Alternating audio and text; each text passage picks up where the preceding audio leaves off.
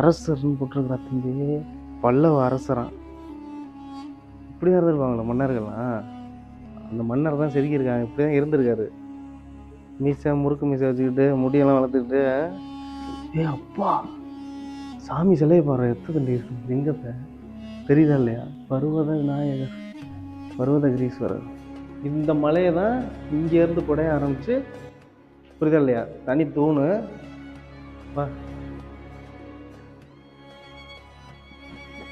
இது வந்து இந்த மலையிலே குடையப்பட்ட தூணு. அப்புறம் உள்ளே வந்துட்டு சாமி அதில் ஒரு கருவறையை கிரியேட் பண்ணி அந்த இடத்துல சாமியை சிவலிங்கத்தை உருவாக்கியிருக்காங்க. எவ்வளோ பெரிய சிவலிங்கம் பாரு.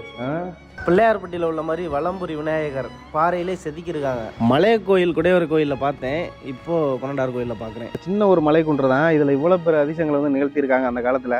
புதுக்கோட்டையில் உள்ள சுவாரஸ்யமான பல தகவலை தெரிஞ்சுக்க மறக்காமல் ஃபாலோ பண்ணிட்டு வீடியோ பாருங்கள். ரொம்ப சிரமப்பட்டு தான் நாங்கள் வீடியோ எடுக்கிறோம்.